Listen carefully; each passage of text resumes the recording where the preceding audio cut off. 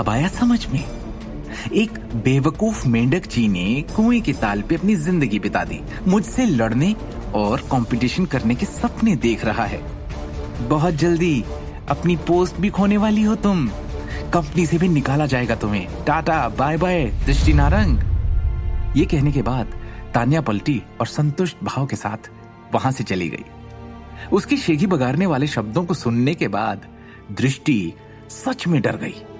वो तान्या के शब्दों के पीछे के अर्थ को कैसे नहीं समझ सकती थी। कुछ गलत नहीं कहा तान्या ने। उसके परिवार के पास बहुत पैसा है और वो आसानी से अपने पेंडेंट एवरलास्टिंग लाइट की कीमत बढ़ा सकती है। पैसे और हैसियत के मामले में मैं उनसे कैसे मुकाबला कर सकती हूं? कुछ देर के लिए चुप बैठी दृष्टि ने सोच समझकर बोझिल मन से कहा, शिवम चलो चलो यहां से चलें। क्यों? हम क्यों जाएंगे? शिवम ने पूछा। मैं नीलामी में हिस्सा नहीं लेना चाहती। दृष्टि ने हार मानकर अपना सिर नीचे करते हुए उदास स्वर में कहा।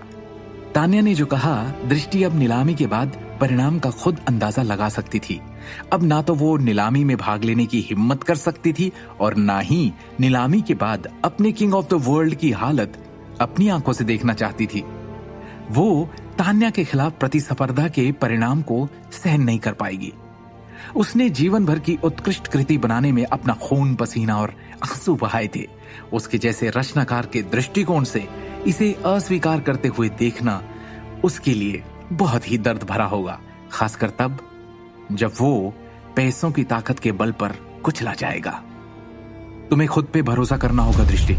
तुम इस प्रदर्शनी की मुख्य पात्र हो, शिवम ने एक गंभीर अभिव्यक्ति के साथ कहा। अंत में परिणाम क्या होगा वो कोई नहीं जानता, पहले से बुरा क्यों सोचना, है ना? उसने एक आश्वस्त मुस्कान के साथ दृष्टि को देखते हुए कहा।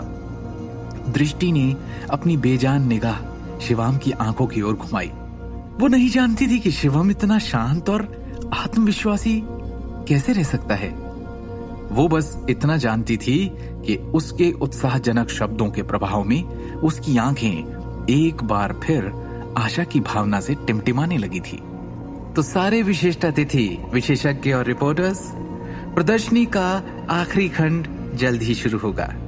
ये वो खंड है जिसका हर कोई सबसे ज्यादा इंतजार कर रहा है। रोज सरदाना ने मुस्कुराते हुए कहा। इस आभूषण प्रदर्शनी की नीलामी में लाखों के कई गहने और करोड़ों के 2 पेंडेंट सभी नीलामी की जाने वाली वस्तुओं की सूची में शामिल होंगे। नीलामी के नियम बहुत सरल है। जो कोई भी उच्चतम राशि की बोली लगाएगा वो स्वाभाविक रूप से नीलाम की जाने वाली वस्तु को प्राप्त करेगा। उपस्थित सभी अतिथि नीलामी में भाग ले सकते हैं और बोली लगाने के लिए अपने हाथों में इलेक्ट्रॉनिक कम्युनिकेशन चैनल का उपयोग कर सकते हैं। आप अपनी बोली खुद के नाम के साथ लगा सकते हैं या फिर गुमनाम रहकर भी। तो गहनों की ऑफिशियल नीलामी शुरू होती है अब। एंकर रोज ने अपनी पंक्तियों को एक ही सांस में सुचारू रूप से खत्म कर दिया। चेहरे पर मुस्कान के साथ उसने नीलामी शुरू होने का संकेत देने के लिए अपना हाथ उठाया। उस समय बड़ी स्क्रीन एक विशेष करोड़ों के गहने के प्रदर्शनी में बदल गई। नीलामी शुरू होने के साथ ही सभी मेहमानों और विशेषज्ञों के हाव भाव गंभीर हो गए। उन्होंने अपने हाथों में एक छोटा सा उपकरण उठाया। ये आभूषण प्रदर्शनी के आयोजकों द्वारा जारी किया गया एक विशेष मतदान उपकरण था। अन्य कार्यों के अलावा डिवाइस का उपयोग बोली लगाने के लिए मुख्य प्लेटफॉर्म की मशीनों के साथ संचार करने के लिए भी किया जा सकता था। अब नीलामी जोरों पर थी। उपस्थित सभी अतिथि और विशेषज्ञ बहुत उत्साहित थे क्योंकि उन्होंने प्रत्येक वस्तु के लिए जमकर बोली लगाई।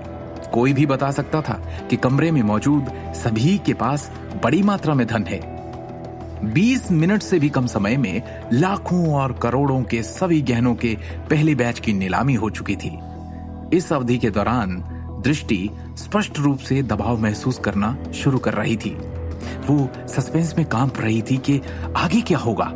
एंकर रोज ने गंभीरता से कहा, लेडीज एंड जेंटलमैन, इन 2 करोड़ों के हीरे के पेंडेंट, द एवरलास्टिंग लाइट और the king of the world की नीलामी एक ही समय में की जाएगी। इस समय 2 उत्तम महागुनी आयताकार टेबल ऊंचे मंच से निकालकर ऊपर उठे। प्रत्येक पर एक छोटा कांच का कैबिनेट रखा गया था जो एक चमकदार रोशनी से जगमगा रहा था। एवरलास्टिंग लाइट और किंग ऑफ द वर्ल्ड, दोनों के पास ना तो शुरुआती बोली होगी और ना ही उनकी बोलियों की कोई सीमा होगी। हर कोई अब आप बोली लगाना शुरू कर सकते हैं। रोज सरदाना ने माहौल को ऊपर उठाने के लिए आवाज उठाई। बोली के पहले कैमरे क्लिक होने की आवाजें आने लगी। इस घड़ी में मौजूद सभी पत्रकारों ने तस्वीरें लेने के लिए अपने कैमरे उठा लिए। आखिरकार हर कोई स्वाभाविक रूप से करोड़ों के मूल्य के गहनों के 2 पीसीज पर अपना पूरा ध्यान केंद्रित करेगा। इसलिए इस तरह के सीन को मिस नहीं करना चाहिए। इस समय प्रदर्शनी हॉल में उत्साह और जयकारों की लहर से उमड़ पड़ी। मौजूद सभी अतिथि और आभूषण विशेषज्ञ बोली युद्ध में भाग लेने के लिए तैयार हुए। हर कोई बेचैन था। तब तक हॉल में खांसने की आवाज आई।